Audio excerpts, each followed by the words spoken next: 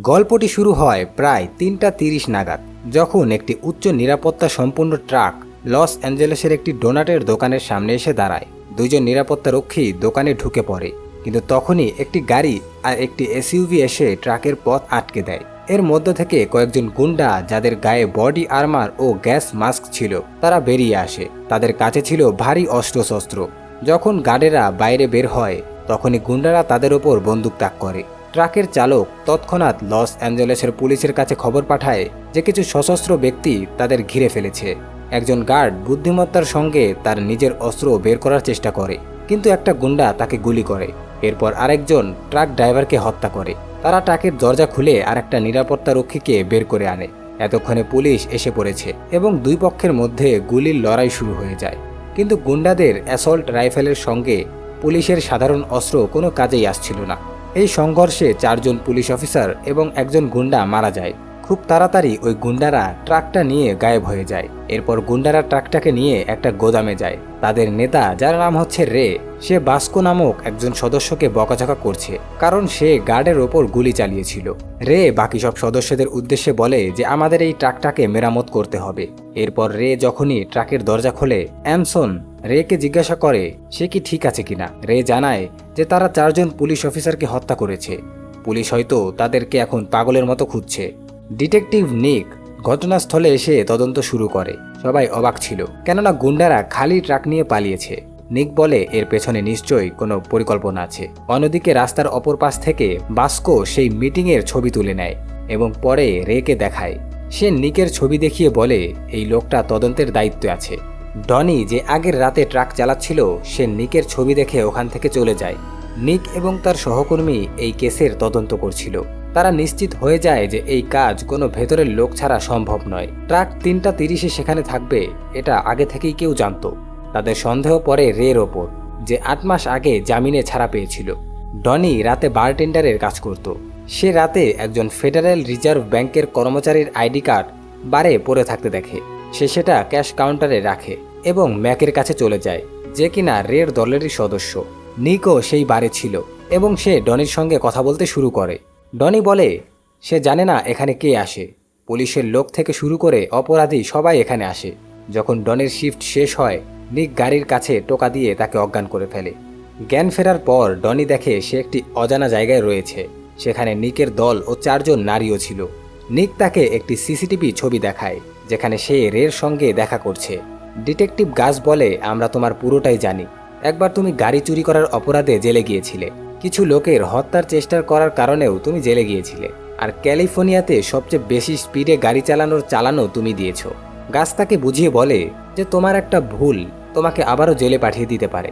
এখন ডনি তাদেরকে বোঝানোর চেষ্টা করে যে সে শুধু রের সঙ্গে 2-1 বার দেখা করেছে, আর কিছু না।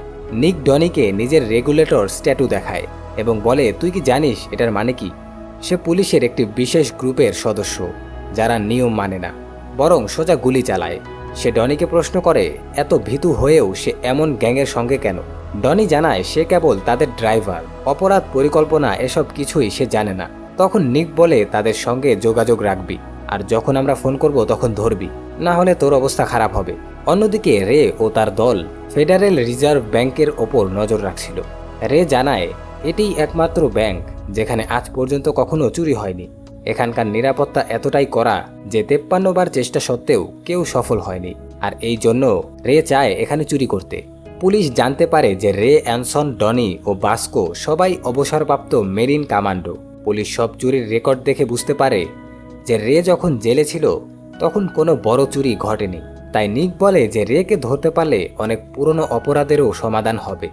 রে আবার সেই গোদামে ফিরে যায় এবং দলের সবাইকে ফেডারেল ব্যাংকের দৈনিক রুটিন বুঝিয়ে দেয়। সে জানায় প্রতিদিন কিছু পুরনো বা ছেঁড়া নোট কেটে ফেলা হয় এবং একটি বর্জ্য ব্যবস্থাপনা কোম্পানি তা নিয়ে যায়। প্রতিদিন কেবল $100 নোটের ঘরেই $30 মিলিয়ন মতো নোট থাকে। রের পরিকল্পনা এই নোট কাটা পড়ার আগেই সে এই নোটগুলাকে নিয়ে নেবে, যেটা সরকারি হিসাবেও থাকবে না। ডনি এখন একটি চাইনিজ ফুড ডেলিভারি কোম্পানিতে কাজ করছে, যেখান থেকে ব্যাংকের কর্মচারীরা প্রতিদিন অর্ডার করে। একদিন ডনি খাবারের 2টি ব্যাগ নিয়ে ব্যাংকের ভেতরে ঢোকে। সিকিউরিটি তাকে চেক করে ভেতরে ঢুকতে দেয়। সে একটি ব্যাগ ক্যাফেটেরিয়াতে বসে থাকা মেয়েদের হাতে দেয় আর দ্বিতীয় ব্যাগটি নিয়ে ওয়াশরুমে যায় এবং তা ভেন্টিলেশন হোলে ঢুকিয়ে রাখে। সেই রাতেই রে ও তার দল একটি রেস্টুরেন্টে খাচ্ছিল। হঠাৎ পুলিশ এসে পড়ে। নিক রের টেবিলের দিকে এগিয়ে যায় এবং ডনিকে দেখে এমন ভাব করে যেন সে ডনিকে জিমে দেখেছে। পরে গোদামে ফিরে রের সন্দেহ হয় যে ডনি পুলিশের লোক কিনা। ডনি অস্বীকার করে, কিন্তু রে বন্দুক তাক করে জিজ্ঞাসা করে নিককে সে কিভাবে চেনে। তখন ডনি স্বীকার করে যে নিক তাকে ধরে ফেলেছিল এবং সে রে ও তাদের দলের সম্পর্কে অনেক কিছু জানে। এরপর রে তার ওপর ভরসা করে এবং ডনিকে নিককে একটি বার্তা দিতে বলে। চুরি হবে এই শুক্রবারে। ডনি একটি স্যুটের দোকানে নিকের সাথে দেখা করে। নিক জিজ্ঞাসা করে রেস্টুরেন্টে কি হয়েছিল, কিন্তু ডনি কথা ঘুরিয়ে বলে চুরি হবে এই শুক্রবারে, কিন্তু কোথায় তা সে জানে না। নিক পরে সেই ক্লাবে যায় যেখানে রের গার্লফ্রেন্ড কাজ করে। শো চলাকালীন অবস্থায় রের গার্লফ্রেন্ড স্টেজ থেকে নেমে এসে নিকের কানে কিছু বলে এবং তারা একসঙ্গে তার বাড়িতে যায়। সকালে রে সেখানে পৌঁছে দেখে যে তার গার্লফ্রেন্ড লিভিং রুম থেকে দৌড়ে বেরিয়ে যাচ্ছে এবং নিক ভেতর থেকে শার্টহীন অবস্থায় বের হয়। দুজনেই একে অপরের দিকে তাকায় এবং টেবিলে থাকা বন্দুকের দিকে চোখ পড়ে। নিক চোখের ইশারায় বলে যে বন্দুক তোলো, কিন্তু রে ফাঁদে পড়ে না, বরং সোজা বেডরুমে ঢুকে দরজা বন্ধ করে দেয়। নিক গাড়িতে গিয়ে তার সহকর্মীদের ফোন করে এবং নতুন চুরির লোকেশন জানায়, যা সে রের গার্লফ্রেন্ডের কাছ থেকে শুনেছে। অন্যদিকে রের গার্লফ্রেন্ড তাকে বলে যে তুমি যা বলেছিলে আমি তা করে দিয়েছি। এদিকে চুরি করার দিন এসে যায় আর পুলিশ ব্যাংকের ওপর নজর রাখছিল। তখনই একটা ভ্যান পার্কিংয়ে এসে থামল। রে ও তার gang bullet proof jacket, mask এবং অ্যাসল্ট রাইফেল নিয়ে ভ্যানের ভেতর থেকে বের হয়। ব্যাংকে ঢুকে গ্যাং সবাইকে নিচে বসতে বলে, ফোন কেড়ে নিয়ে হাত বেঁধে দেয়, মাথায় ব্যাগ পরিয়ে দেয়। রে ব্যাংকের ম্যানেজারকে বলে পুলিশকে কল করে জানাতে যে তাদের $10 মিলিয়ন মুক্তিপণ আর একটি পুরো ফুয়েল ভর্তি হেলিকপ্টার পাঠিয়ে দিতে, না হলে প্রতি ঘন্টায় একজন করে বন্দীকে মেরে ফেলা হবে। FBI ও পুলিশ দ্রুত ব্যাংকের বাইরে হাজির হয়। হঠাৎ ভিতরে ফোন বেজে ওঠে। রে ফোন তুলেই সরাসরি বলে যে তাদের দাবি মানা হবে কিনা। পুলিশ জানায় তারা চেষ্টা করছে। রে উত্তর দেয়, টাকার ব্যবস্থা না করেই ফোন করার কারণে শুধু একজনকে মারতে বাধ্য করলে। তারপর বাস্কো একজনকে পেছনে নিয়ে যায়। গুলির শব্দ শোনা যায়। পুলিশ আবার ফোন করে। এবার ম্যানেজার ফোন তোলে। ম্যানেজার বলে যে প্রথমেই একজনকে মেরে ফেলা হয়েছে আর তোমরা টাকার ব্যবস্থা না করে যতবার ফোন করবে ততবারই একজনকে মেরে ফেলা হবে। বাইরে পুলিশ ব্যাংকের ম্যাপ পর্যবেক্ষণ করছিল। হঠাৎ বিস্ফোরণের শব্দ হয়। তারা বুঝতে পারে যে চোরেরা ভল্ট ভেঙে ফেলেছে। নিক ম্যাপে কিছু একটা দেখে এবং টনিকে জিজ্ঞাসা করে যে এটা কি। টনি বলে যে এটা একটি পুরনো বন্ধ হয়ে যাওয়া সিওয়েজ লাইন। নিক বুঝে যায় যে এটাই চোরেদের পালানোর রাস্তা। নিক একটি লোহার রড দিয়ে প্রধান দরজা খুলে ভেতরে ঢুকে পড়ে। ভেতরে সে বন্দীদের খুঁজে পায়, কিন্তু কোনো চোর সেখানে নেই। সে পেছনে যায় যেখানে বন্দীকে নিয়ে গিয়ে গুলি করা হয়েছিল, কিন্তু দেখা যায় যে মেয়েটি এখনও জীবিত এবং পুরোটাই ছিল একটা নাটক।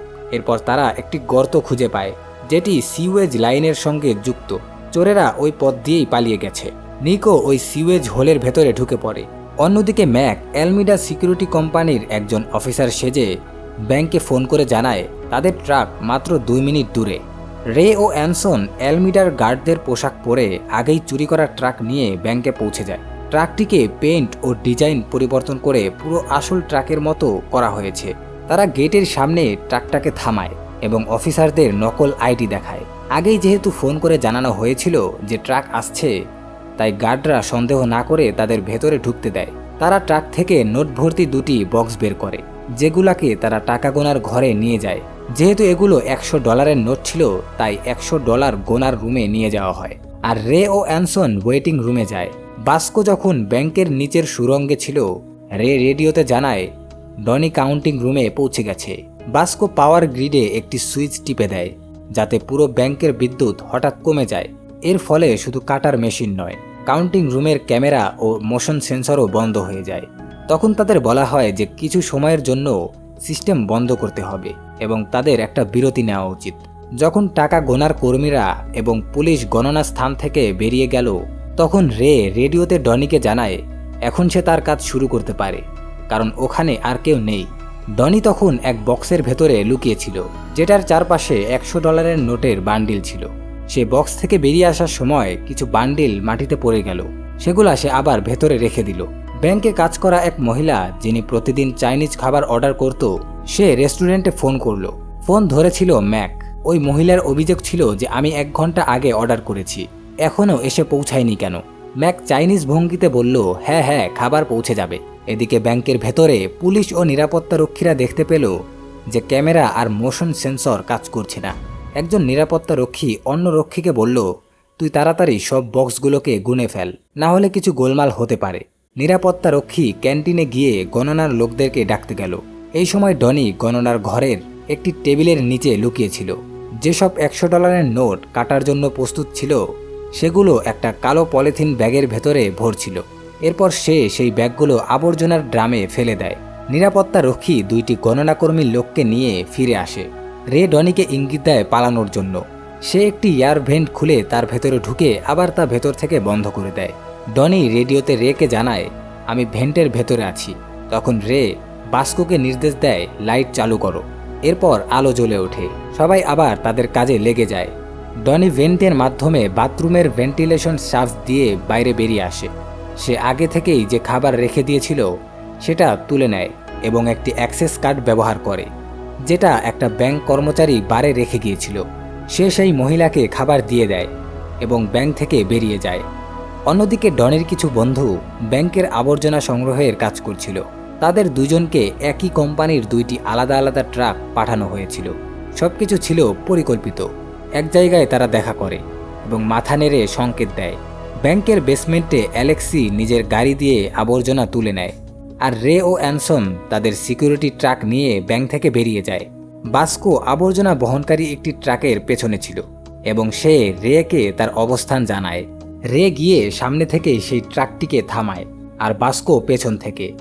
বাস্কো ছুটে গিয়ে ড্রাইভারকে বন্দুক দেখিয়ে নামায়। বাস্কো সেই ট্রাকে উঠে পড়ে এবং অন্য গ্যাং সদস্যরা তাদের অনুসরণ করে। এদিকে নিক শহর জুড়ে রে ও তার গ্যাংকে খুঁজছিল। তখন সে ডনিকে রাস্তায় দেখতে পায়। ম্যাক দূর থেকে দেখে যে পুলিশ ডনিকে তাদের ট্রাকে তুলছে। নিক ও তার সঙ্গীরা ডনিকে মারধর করে এবং জিজ্ঞাসা করে রে ও তার বাকিরা কোথায়। ডনি হাল ছেড়ে দিয়ে অবশেষে তাদের অবস্থান জানিয়ে দেয়। কিন্তু এই সব কিছুই ছিল ডনির একটা পরিকল্পনা। রে ও তার গ্যাং তখন একটি ডাম্পিং সাইডে ছিল। ম্যাক রেকে ফোন করে জানায় ডনি ধরা পড়েছে, এখন কি করব। কিন্তু রে কিছু না বলেই ফোন কেটে দেয়। রে পরে অ্যানসনকে জানায় ডনি ও ম্যাক ধরা পড়েছে। এরপর তারা গাড়ি নিয়ে সেখান থেকে চলে যায়। নিক রের গাড়ির এক ঝলক দেখতে পায় এবং তাকে তাড়া করতে করতে তারা হাইওয়েতে পৌঁছে যায়। সে রেডিওতে ডিটেকটিভ মার্ফ ও বারাচোকে অবস্থান জানায়। রে আয়নায় দেখে 20টি গাড়ি তার পেছনে। ডিটেকটিভ গাস ডনিকে গাড়ির সঙ্গে হ্যান্ডকাফ করে রাখে এবং নিক ও টনির সঙ্গে চলে যায়। মার্ফ ও বারাচৌ সেখানে পৌঁছে যায়। রে, অ্যানসন ও বাস্কো ট্রাক থেকে বের হয়। পুলিশরা তাদের দিকে এগোলে রে গুলি ছুড়তে শুরু করে, যার ফলে এক পুলিশ নিহত হয়। দুই পক্ষ থেকেই গুলির লড়াই শুরু হয়ে গেছে। বাস্কোর গলায় গুলি লাগে। রে পাল্টা গুলি ছুঁড়ে একজন পুলিশকে হাঁটুর নিচে গুলি করে। এরপর রে ও অ্যানসন দৌড়ে পালাতে থাকে। নিক তাদের পেছনে। পুলিশের এক নিখুঁত নিশানাবাজ অ্যানসনকে গুলি করে ফেলে দেয়। রে একটি গলিতে ঢুকে পড়ে। নিক তার পেছনে। নিক তার ওপর গুলি চালাতে থাকে। রের গুলি লাগার কারণে আহত হয়ে যায়। কষ্ট করে রে বন্দুক রিলোড করে এবং দাঁড়িয়ে নিকের দিকে এগোয়। নিক গুলি চালিয়ে রের বুকে মারে। রে পড়ে গিয়ে গাড়ির পেছনে লুকিয়ে যায় এবং তার জ্যাকেট থেকে শেষ ম্যাগাজিন বের করে, কিন্তু ওই ম্যাগাজিনে কোনো বুলেট ছিল না। তবুও সে উঠে পড়ে এবং খালি বন্দুক নিকের দিকে তাক করে। নিক আত্মরক্ষায় গুলি চালিয়ে দেয়। সে জানতো না যে রের বন্দুকে কোনো গুলিই নেই। আসলে রে এখানে আত্মসমর্পণ করতে পারত, কিন্তু সে করেনি, যার জন্য সে এখানে মরে যায়। এরপর নিক গাড়ির কাছে ফিরে দেখতে পায় যে ডনি পালিয়ে গেছে। নিক ও গাস রের গাড়ি থেকে কালো ব্যাগ বের করে দেখে তার ভেতরে শুধু কাটা নোটের টুকরো, আসল নোট নেই। এরপর নিক সেই বারে যায় যেখানে ডনি কাজ করত, কিন্তু মালিক জানায় ডনি 2 দিন আগেই চাকরি ছেড়ে দিয়েছে। বারে 2টা ব্যাংক কর্মচারী আসে যাদের গলায় অ্যাক্সেস কার্ড ছিল। এরপর নিকের নজর পড়ে দেয়ালে ঝোলানো একটা ফুটবল দলের ছবির ওপর। সেখানে ডনি ও তার বন্ধুরা। বার থেকে বেরিয়েই তার চোখ পড়ে ব্যাংকের ওপর। সে সব কিছু বুঝে যায়। আসল মাস্টারমাইন্ড ছিল ডনি। শেষে দেখা যায় ডনি লন্ডনের একটা বারে তার বন্ধুদের সাথে মস্তি করছে, আর তার সাথে তার ওই 2 বন্ধু ছিল যারা আবর্জনা ট্রাক চালাচ্ছিল। ডনি শুরু থেকেই রে ও তার গ্যাংকে ধোঁকা দেওয়ার প্ল্যান করেছিল, তাই 2টা একই দেখতে ট্রাক পাঠিয়েছিল। একটিতে ছিল কাটা টাকার চূর্ণ আর অন্যটিতে ছিল আসল নোট, মোট $30 মিলিয়ন। পরে জানা যায় ডনি টায়ারে ভরে সেই টাকাগুলো পানামায় পাঠিয়ে দিয়েছিল, আর এখন সে লন্ডনে নতুন চুরি করার পরিকল্পনা করছে। তো বন্ধুরা, এই ছিল আমাদের এক্সপ্লেনেশন। কেমন লাগলো কমেন্টে জানাবেন। দেখা হবে নতুন কোনো ভিডিওতে। সবাই ভালো থাকবেন। আল্লাহ হাফেজ।